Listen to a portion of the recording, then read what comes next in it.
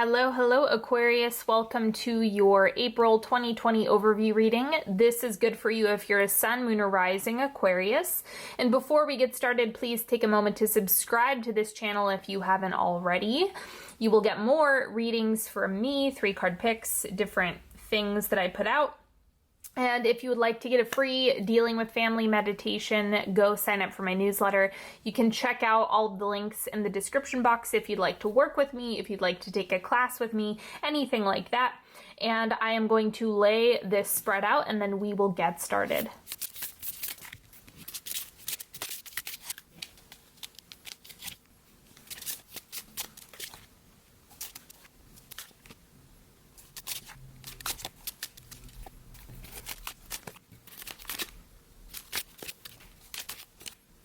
Okay, let's start with your oracle cards first. And you have boundaries. Where do you need to establish better boundaries? Maybe this is just with yourself, like are the boundaries that are needed around consumption of some sort? Like that's something that if you're consuming too much of something, it can be a need for you to actually create a boundary with something you're over consuming. It could also be with communication with certain people. If there's people that are particularly taxing on you at this time, it can be around different types of media that are not supportive or helpful in any way. I mean, the types of boundaries that you might need to implement are vast and they're varied. So just consider, what are you needing less of? What do you need to set boundaries around? And then we have rest. Rest, take it easy, recoup, lick your wounds. I mean, whatever it is that you need to do, it's safe for you to do this. And I understand in the current climate, a lot of people are struggling to rest because they're trying to see around every corner. But it's kind of like, give your body a break from that.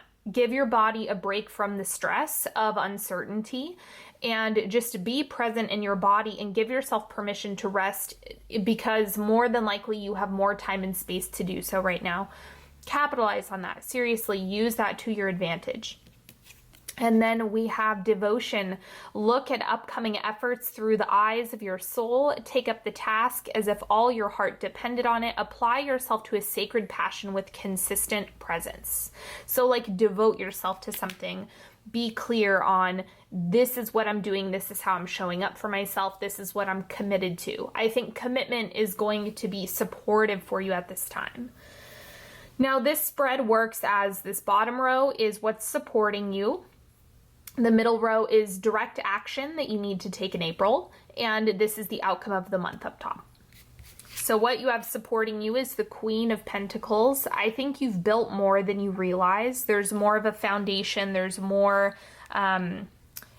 goodness that you've set yourself up for than I think you're aware of. So lean into that more. This is reminding me of the Rest card in many ways. So like, even if you're having turbulence with work or payment or anything like that, I think one of the things that you can rest easy in knowing that you're not the only one who is going through this. You know, that's a big thing that I don't want you to forget in the month of April. If you're feeling a lot of stress, a lot of tension, especially around the material world, I think it's important for you to still allow yourself to rest and maybe devote yourself to the feelings of being supported already, so that can bolster you in a material way. And let that be what kind of carries you and helps you float through this time. But from what I can see, this is a card that represents material support. So, you know, enjoy this energy, because this is all energetic. You can have millions in the bank and still be afraid, you know? So that's where it's like the energy of feeling supported. And then we have the Queen of Cups. So lots of time to process emotions. I think that's also going to be really important. If you are truly resonating with whatever Aquarian placements are in your chart, this might be something that you want to avoid. Generally, really intense or prominent Aquarius placements would like to avoid emotions, escape emotions through whatever means. And so this is saying, okay, well, you need to confront the emotions, and that's going to support you. That's going to contribute to your healing. That's going to contribute to so much more. And the Queen of Cups is just a reminder of that. It's like, yeah, you might be having all sorts of emotions come up that you haven't wanted to address, but the good thing is that if you stop trying to sedate the emotions, or you stop trying to suppress the emotions, the better off you're going to be. So kind of let them ride, like let them come out, let them move through the body. And that's going to be a great support for you. And then we have the Ten of Pentacles. Okay, so foundation, long-term success. View this as like whatever you have going on temporarily. It's kind of like look a bit farther out. Like think about, in 10 years, like that is a long, long, long time.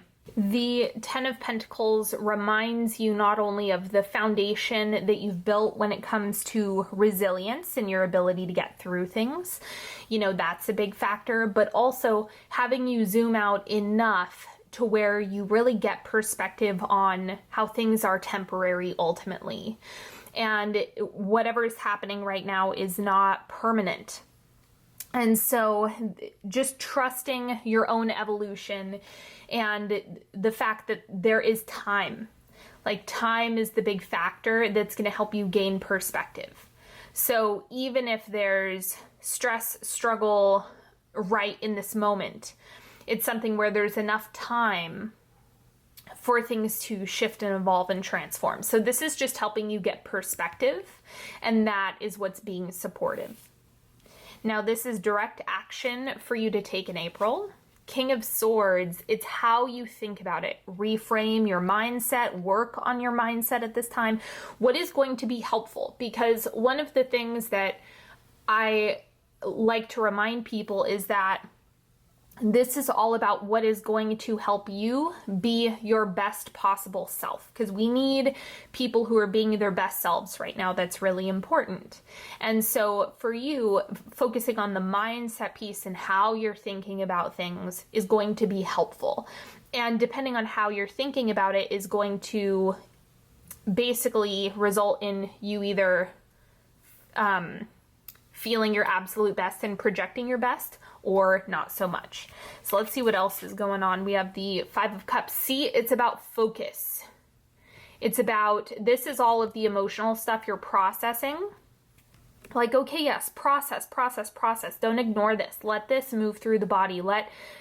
Address the shadow. Don't ignore that. You guys know I'm big on dealing with shadow rather than trying to shove it in a closet.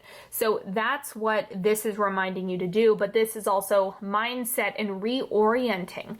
We want to be doing both of these things right now. We want to process the emotions, the challenges, the hardships that might be sitting in front of us or that we're having happen collectively, but we always have to reorient.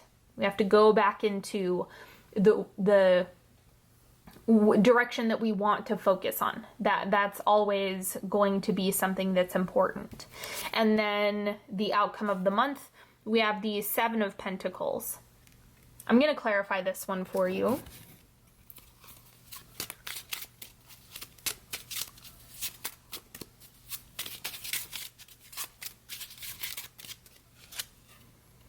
Nine of Wands. Okay, so it's kind of like the Nine of Wands can actually indicate like speed bumps and stuff, but the Seven of Pentacles is about casting a wide net.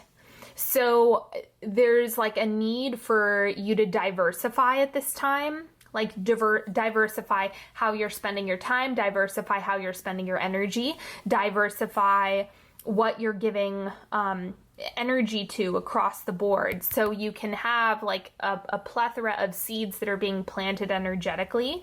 And then even if there's things that like get interrupted or any like challenges that you're being presented with, it's kind of like the diversity in where you've been putting your energy is going to be really helpful, because you are tackling a couple different angles. I think the emotional processing, emotions that have been stagnant or you've been ignoring, that's stuff that really needs to come up right now.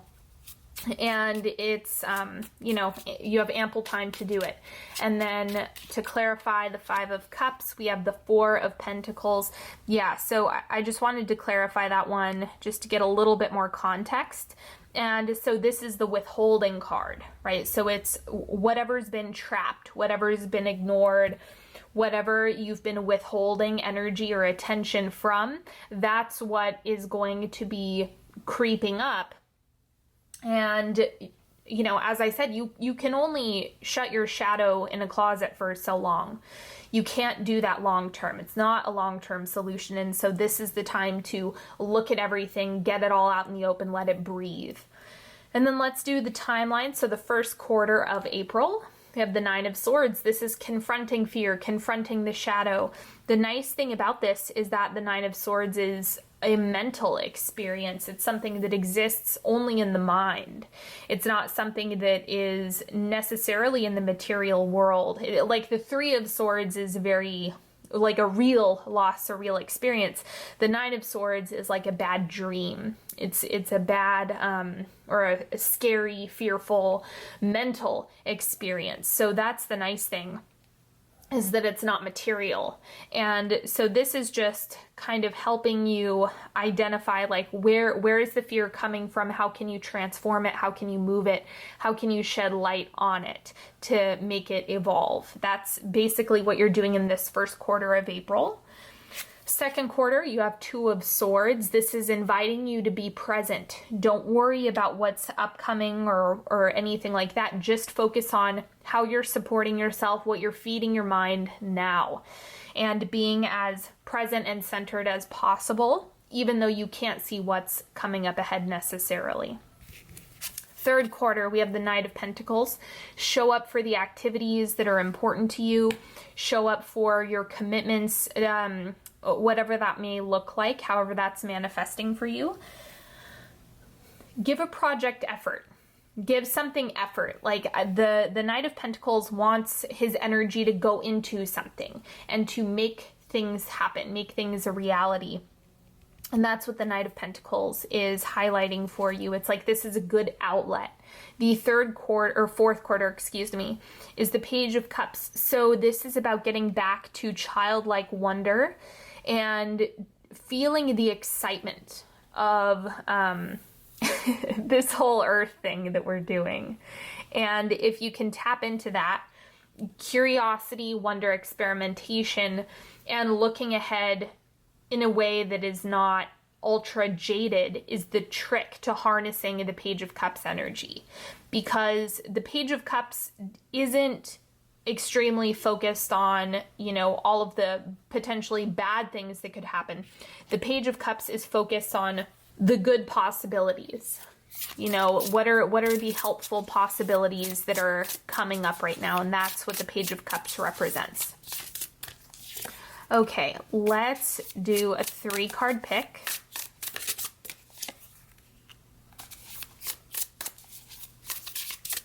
Ask a question, any question, ask for guidance, clarity, support, whatever you're needing.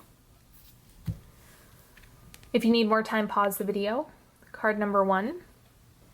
The Chariot, forward movement. This is like a lot of energy, a lot of power. So you might need to put that energy somewhere into something. Make sure it's constructive. So whatever you're pouring thought, time, energy, conversation into, be intentional with it. Card number 2, we have the Two of Cups. Connection is important, feeling like you're not alone. So it's kind of like look for different relationships that you want to nurture right now, even from afar. You know, what makes you feel more connected, do that more, and allow yourself to relate to others, because it's kind of like there's definitely a community element to this that's important for you, especially with all that Aquarius energy. Card number 3, we have the Page of Cups again. What did you enjoy as a child? What did you like to do, or pay attention to the inner child? It's really important. What does the inner child need? What is your sensitivity telling you? What are the emotions telling you? How would you feel most supported right in this moment? Like, that's the question to ask, is what if your inner child was an actual being at this point? How would you want them to feel? How would you nurture them to make them feel secure? Do that for yourself. Thank you so much for joining me today, everybody. It has been a pleasure as always. And if you would like to work with me one-on-one, go to onyxhealing.com. Check me out on Instagram at onyxhealing for more content from me. You can check out my podcast. I post some of the episodes on YouTube as well. You may have already seen that. And as always, stay in touch, get on my newsletter, go to the link in the description box, or you can check out all of the different offers that I have down below, as well as all of the decks that I've used in this video. For those of you who are interested in classes, you are more than welcome to join one of the classes that I have.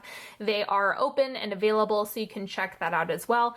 And I will see you all next time. Have a beautiful April, everybody. Bye-bye.